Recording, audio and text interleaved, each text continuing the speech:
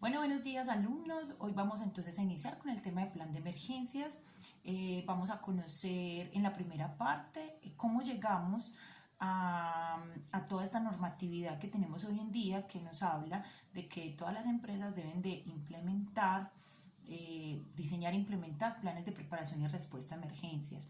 Recordemos que dentro del decreto 1072, en tu artículo 224625, nos habla de la exigencia de las empresas, pero quiero antes de eso contarles un poco cómo fue que llegamos a todo esto, a que las empresas fueran gestoras de las emergencias en las ciudades. ¿Listo?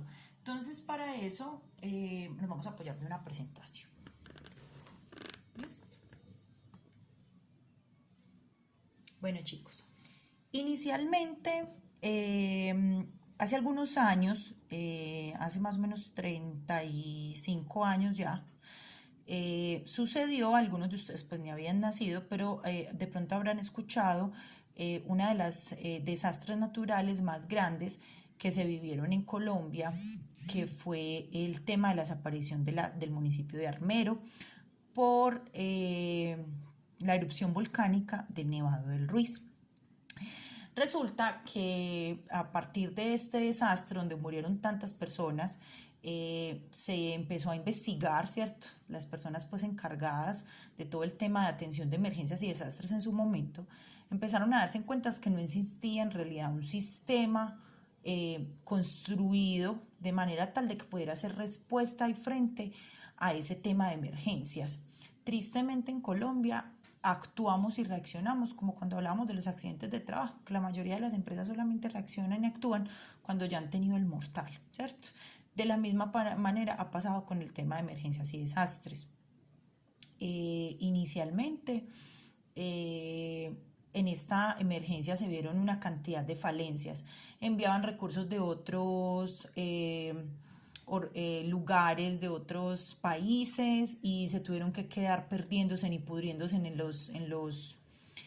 en los puertos porque nunca pudieron llegar al área afectada porque por normas y procedimientos gubernamentales nunca se autorizó su ingreso.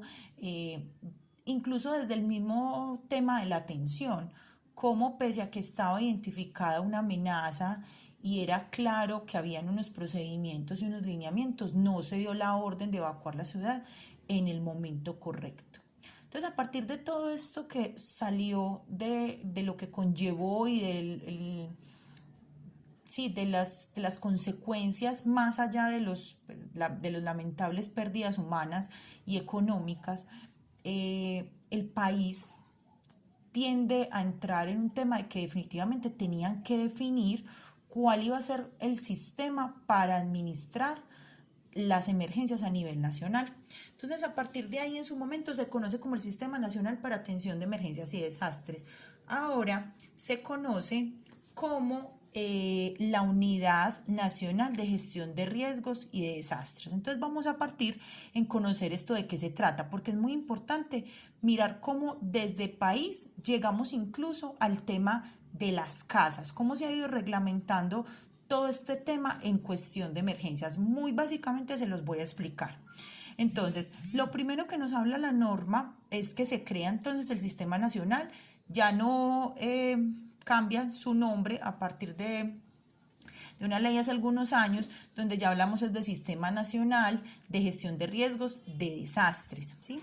Siempre quien encabeza en el país, el presidente de la República. Por eso en este momento que estamos con todo lo del tema del COVID, quien asume los lineamientos para atender la emergencia es el presidente, ¿sí? Él está apoyado técnicamente por un comité que se le conoce o con un grupo de personas especialistas en el tema de emergencias de todos los rangos, ¿sí? De todas las características. Hay personas expertas en psicología para emergencias, en atención de emergencias, en recursos, en instalaciones, hay representantes de todos los departamentos. Y este se llama y se conoce como el Consejo Nacional para la Gestión del Riesgo de Desastres. ¿Listo? A partir de ahí, entonces, se despliega un organismo que se conoce como la Unidad Nacional de Gestión de Riesgo de Desastres.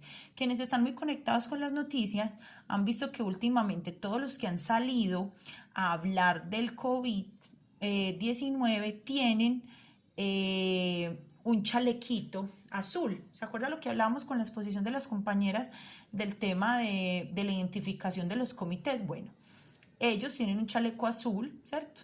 Porque hacen parte de esta Unidad Nacional de Gestión de Riesgo de Desastres, que están obviamente activados porque la emergencia que se está presentando en este momento está considerada y catalogada como de calamidad nacional, ¿cierto? Y que se puede convertir en un tema ya para desastre por la cantidad de muertos que puede dejar. ¿Listo? Ellos tienen como 3 objetivos muy puntuales y es que están encaminados, se dividen en un comité de conocimiento, un comité de reducción del riesgo y un comité de manejo de desastres. Básicamente ellos están enfocados en 3 aspectos que quiero que siempre lo tengamos mapeado. Los planes de emergencia tienen que estar enfocados en el antes, en el durante y después. En ese antes es todo ese tema preventivo que tengo que conocer, que tengo que tener yo claridad para poder hacer una buena gestión de los riesgos. En esa reducción de riesgo, ¿qué medidas tomar para evitar que me pase, ¿cierto? Hacer esos planes de acción ante esos riesgos que ya tengo identificados. Y ese comité de manejo de desastres, pues bueno, ya si se presenta la emergencia, ¿cómo nos vamos a organizar a nivel país o cuáles son las directrices que le vamos a dar a los departamentos, que sería el nivel que seguiría para poder hacer esa debida atención?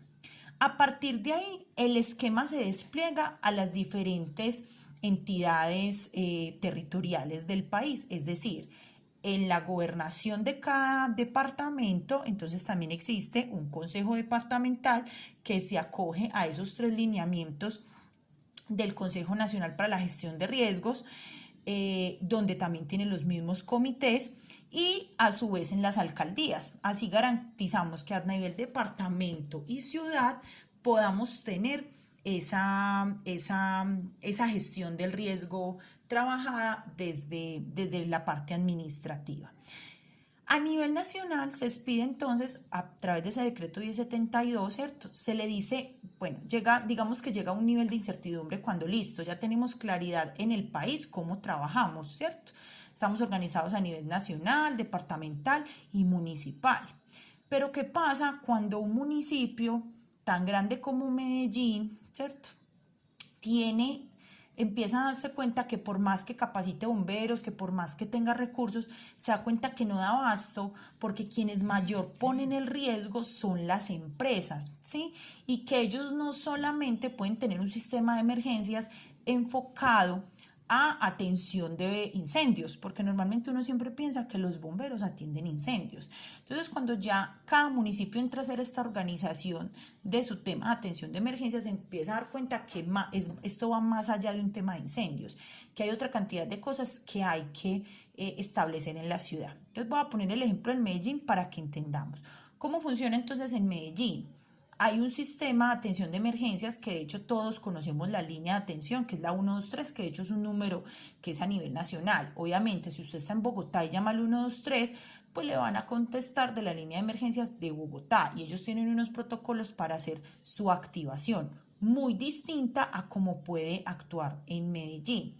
Si usted es de Envigado y llama a la línea 123, a usted le van a preguntar de dónde está llamando. Y si usted está llamando de Envigado o de Sabaneta o de Bello, ¿qué le van a decir? Que se direccione a las líneas de contacto o ellos mismos le transfieren la llamada a la activación de estos grupos de respuesta de cada municipio. ¿Listo? Por eso se escucha muchas veces que es que si en la raya, que es la línea divisoria entre Itagüí y Medellín, ocurre un accidente, ¿quién lo atiende? ¿Bomberos Itagüí o lo atiende Bomberos Medellín? ¿Cierto? Porque esa es la realidad, o sea, hay espacios territoriales donde se define quién es el que realiza la atención. Pero entonces aquí ya no hablamos solamente de temas de incendio, hablamos de temas de deslizamientos, hablamos de temas de accidentes de tránsito, de emergencias médicas críticas, atención no solo a nivel empresarial, sino también de vivienda familiar. ¿Listo? Son muchos los riesgos. Ahora vamos a conocer un listado de amenazas que afectan todo el tema geográfico y que son a lo que ellos trabajan. Voy a poner un caso puntual. Si en mi mapa de riesgos de ciudad yo tengo por ejemplo, en Manizales mapeado que estoy al pie de un volcán. A lo que más le debo de trabajar es al tema de evacuación, porque por un tema de sismo debo de tener muy bien mapeado el tema de evacuación total de las personas, por un tema de sismología, ¿cierto? Que se presente un sismo terremoto o que también se presente nuevamente la erupción de uno de los volcanes que está ahí pues en todo el Parque de los Nevados, ¿cierto? En el caso, por ejemplo, de nosotros, pues no vamos a hacerle fuerza a ese riesgo. ¿A qué le trabajamos más que todo en la ciudad de Medellín? Al tema de deslizamientos, porque todo el Valle de Aburrá tiene muchas fallas geológicas y lo que más ocurre en temas de desastres, si ustedes hacen un pequeño análisis de lo último que ha pasado en los últimos años, es el tema de inundaciones, el tema de deslizamientos y también el tema de riesgo público, todo lo que tiene que ver con azonadas, con los paros, con hostigamientos, ¿cierto? Que eso también genera emergencias en la ciudad. Listo. Entonces, si volvemos al tema de la normativa, como les decía, a partir de que se pudo organizar este Sistema Nacional de Gestión del Riesgo de Desastres, entonces ya se empiezan a generar leyes y decretos. ¿Para qué? Para garantizar que en los municipios otras entidades que también manejan personas empiecen a contribuir en ese tema de la prevención, la atención y la recuperación de emergencias. Entonces es ahí donde aparece en el decreto 1072, que ya les hablé, 224625, donde nos habla de que todas las empresas deben de construir un plan de emergencias. Incluso en el 2017, ¿sí? Decreto 2157 ya empieza a ir más allá y ya le dice que si usted es una empresa, por ejemplo, de químicos, usted no solamente debe construir un plan de emergencias, sino que además usted debe de trabajar algo que se llama plan de gestión de riesgos. Si su empresa es química y genera una explosión, es a qué área va a afectar y cómo va a manejar esa emergencia a esa, les voy a poner un caso sencillo, a esa empresa que está ubicada en Guayabal, que tiene un barriecito alrededor de esa empresa. Si usted le explota su caldera y genera una emisión de gases de amoníaco, esa afectación, ¿cómo la va a manejar? ¿Cómo va a mirar cuál es su plan de trabajo para hacer esa atención y esa contención a esas emergencias? Y sobre todo ya empezamos a encaminarnos a todo el tema de continuidad de negocio. ¿Cómo usted se va a recuperar? ¿Sí? Porque ya dejó de ser el tema de las emergencias solamente un tema de listo, atiendo y me recupero y ya, no, venga, ¿y cómo va a poder seguir continuando? Porque es que no es solamente el hecho de que atendí el incendio y usted qué va a hacer con esas 1000 personas que se quedaron sin trabajo, ¿cierto? Entonces esto se homologa con otras certificaciones que se van dando en la normatividad, como normas ISO, OSHA 18001 también nos habla de planes de emergencia y nos da unas directrices para cumplirlas, ¿cierto? Entonces va encaminando a las empresas a hacer unos muy buenos planes de emergencia. Digamos que de una simple norma que nos daba unos aspectos básicos, nos empieza a llevar a pensar en el tema de emergencias a nivel más general, que esto nos puede afectar el funcionamiento real de mi empresa y puede afectar pues también la calidad de vida de mis trabajadores. ¿Listo? Entonces, hoy nos vamos a centrar en el tema de cómo está conformado un plan de emergencias. ¿Listo? Entonces, ¿por qué es importante tener entonces un plan de respuesta a emergencias? Lo más importante es que no sabemos cuándo se puede presentar un evento. Aquí no es lo mismo cuando yo puedo hacer una matriz de riesgos y hay eventos, ¿cierto? Desde el tema de salud y seguridad en el trabajo, donde yo sé y puedo tener antecedentes de decir, sí, venga, es que si yo meto la mano en esa máquina me voy a amputar, ¿cierto? Con el tema de planes de emergencia hablamos es de amenazas y como algunas son de origen natural, para mí es muy difícil definir cuándo se puedan presentar.